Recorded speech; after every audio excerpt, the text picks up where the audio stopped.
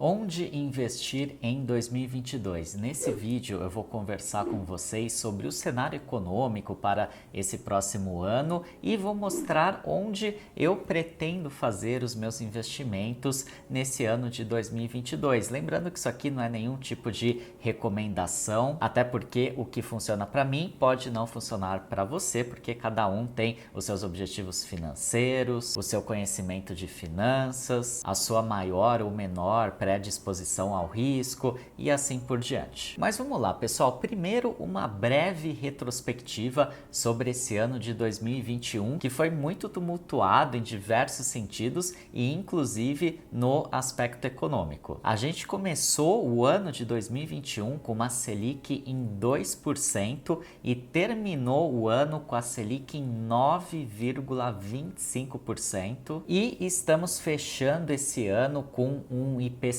ou seja, uma inflação na casa dos 10%, uma inflação muito alta. Isso não aconteceu só aqui no Brasil, isso foi um fenômeno mundial, até mesmo nos Estados Unidos e na Europa, que tradicionalmente, historicamente, tem inflações muito baixas. Ela foi, nesse ano de 2021, bastante elevada e isso foi uma consequência principalmente da pandemia. E estamos fechando esse ano com um PIB, ou seja, um crescimento na casa dos 4,5% e com o câmbio, com o dólar, na casa dos 5,60. Mas o que esperar para o ano de 2022? Com certeza a gente vai ter novamente um ano bastante tumultuado em todos os sentidos, no econômico também, até porque é ano de eleições e nessa altura do campeonato eu acho que é praticamente impossível se dizer quem vai levar essas eleições. Será que o atual presidente, Bolsonaro, vai conseguir se reeleger? Será que o Lula, candidato da esquerda, vai conseguir ganhar? Ou será que a gente vai ter um nome da terceira via? Inclusive, já deixa o seu comentário aqui nesse vídeo. Conta pra mim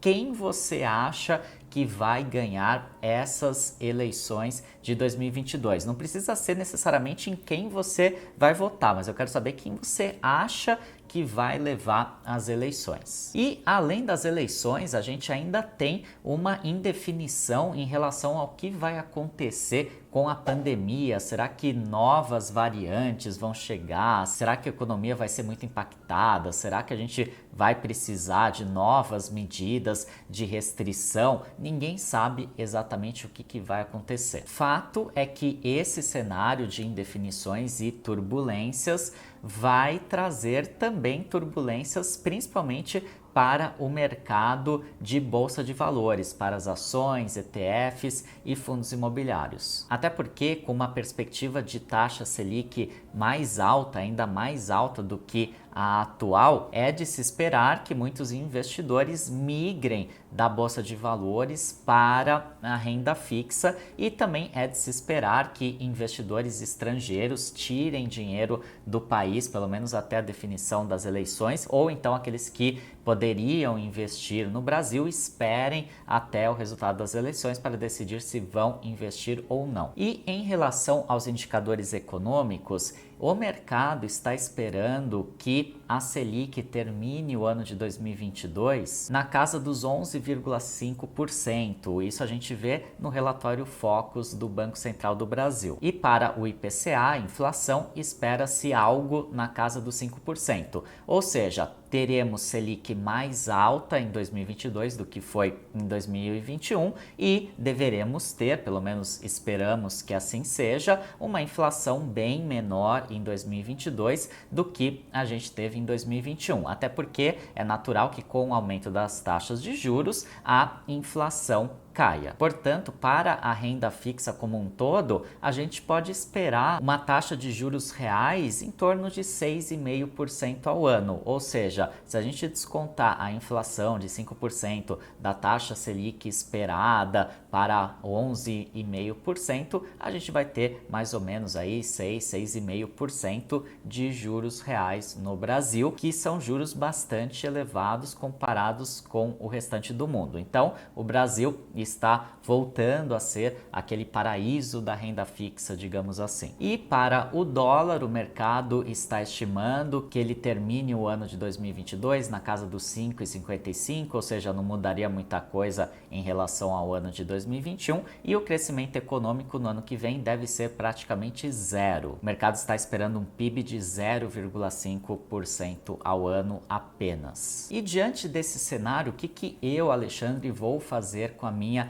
carteira de investimentos? É o que eu vou falar a partir de agora. Mas antes disso, já deixa o seu curtir nesse vídeo, se inscreve aqui no canal para apoiar o nosso trabalho de educação financeira. E lembre-se que eu estou também no Instagram, @fonte da fortuna, me segue lá porque todo dia tem muito conteúdo legal para o seu enriquecimento. Mas vamos lá, pessoal, vou mostrar para vocês como que tá a minha carteira de investimentos agora no finalzinho de 2021 e o que eu pretendo fazer com ela para o ano de 2022, lembrando que isso aqui não é uma recomendação de investimentos. Então, minha carteira hoje, final de 2021, está com 42% em renda fixa, 24% em ativos que eu chamo de proteção, que são investimentos diretos no exterior, nos Estados Unidos, investimentos em ouro e investimentos em criptomoedas. Criptomoedas não dá para a gente dizer propriamente que é um investimento de proteção, mas de certa forma, por serem valores que estão desconectados das economias dos países, a gente pode usar essa classificação, chamar as criptomoedas como ativos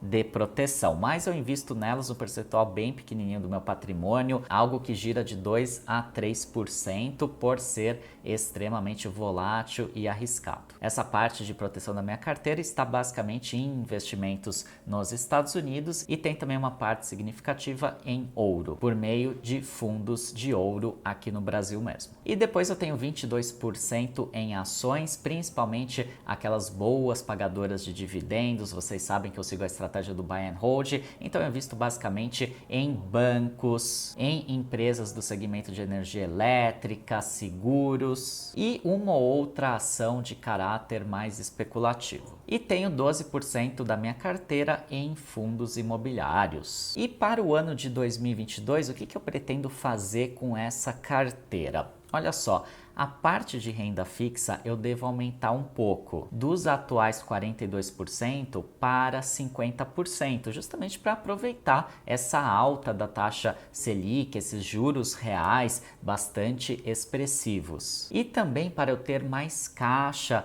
para, dependendo do que acontecer com as eleições e com os investimentos de renda variável, eu poder comprar mais ações e fundos imobiliários se esses investimentos se desvalorizarem muito ou passadas as eleições, quando o cenário ficar mais definido, ainda que não tenha ocorrido uma desvalorização muito grande, eu posso investir mais dinheiro nesses ativos, já tendo uma maior segurança do que vai acontecer nos próximos anos. E aqui em renda fixa, é claro que eu vou ter uma parte dela em investimentos com liquidez diária, justamente para poder aproveitar essas oportunidades, e uma outra parte em investimentos sem liquidez diária, mas que paguem um percentual maior do CDI, e também investimentos atrelados ao IPCA, que é sempre uma forma muito interessante de se ter proteção. Você está protegido da inflação, porque o investimento te paga o IPCA, mais uma taxa de juros pré-determinada. Em relação aos ativos de proteção, que hoje são 24%, eu pretendo aumentar só um pouquinho, talvez para 25%,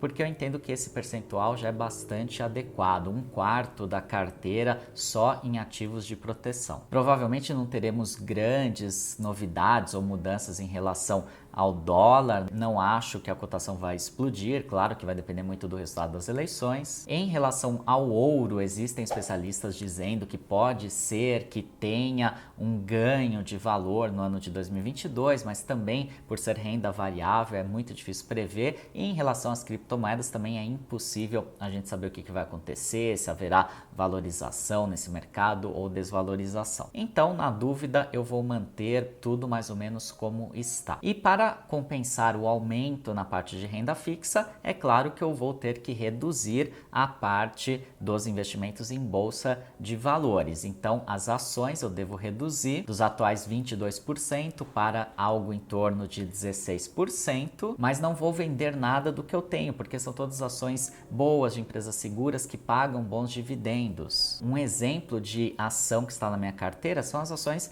do Banco Bradesco, que nesse ano de 2021 pagou dividendos em torno de 6%, que é algo muito próximo aos juros reais que a gente deve ter no ano de 2022. Então não vou vender nenhuma das ações que eu tenho, eu só vou reduzir essa minha exposição ao mercado de ações, investindo daqui para frente mais dinheiro na parte de renda fixa. E eu vou também reduzir um pouco o percentual da minha carteira de fundos imobiliários, dos atuais 12% para algo em torno de 9%. Também não vou vender nada do que eu tenho, porque eu tenho ótimos fundos imobiliários que também pagam bons proventos. Um exemplo atual de fundo imobiliário da minha carteira é o HGLG11, que nesse ano de 2021, por exemplo, pagou dividendos acima de 8,5% ao ano, que é um patamar muito bom. Lembrando que os proventos dos fundos imobiliários são isentos de imposto de renda. E apesar de toda essa incerteza em relação principalmente ao mercado de ações, os especialistas, os analistas econômicos até estimam que no final do ano de 2022 a gente vai ter uma bolsa de valores mais valorizada do que a que a gente tem agora no final de 2021. E como vocês veem nessa reportagem aqui, os analistas estão estimando algo em torno de 117 mil a 123 mil pontos para a bolsa de valores. Claro que essas estimativas não são precisas, o pessoal mais erra do que acerta, porque realmente é impossível prever o futuro, ninguém tem bola de cristal, ainda mais num ano de eleição. Mas, resumidamente, eu vou ter uma carteira ali 75% do capital totalmente protegido, porque 50% vai estar em renda fixa, mais 25% nos ativos de proteção e os outros 25%, um quarto, em ações e fundos imobiliários bons, estáveis, que pagam bons dividendos e bons proventos. Ainda que eles se desvalorizem, vão continuar provavelmente a pagar os bons dividendos e bons proventos, e basta que eu mantenha eles na carteira para o longo prazo, que é a minha estratégia de investimento, sempre foi o buy and hold, e se acontecer essa queda, futuramente, provavelmente eles vão se recuperar. E conforme for, dependendo dos acontecimentos, eu posso pegar, como eu falei para vocês, uma parte dos meus investimentos de renda fixa e aportar na renda variável. É isso que eu, Alexandre, pretendo fazer. É claro que isso funciona para mim, para as minhas necessidades, para o meu conhecimento de finanças, meus objetivos e tudo mais. Lembre-se, nunca copie a carteira de investimentos de ninguém, porque ela não vai ser adequada às suas próprias necessidades. Mas eu espero que este vídeo tenha ajudado vocês a entender as perspectivas, as possibilidades, como eu vejo o cenário para o ano de 2022, e espero que possamos todos ter um ano de 2022 muito próspero e com muita saúde. Desejo muito sucesso para você nesse novo ano e nos vemos em breve no próximo vídeo, no início de 2022. Um forte abraço!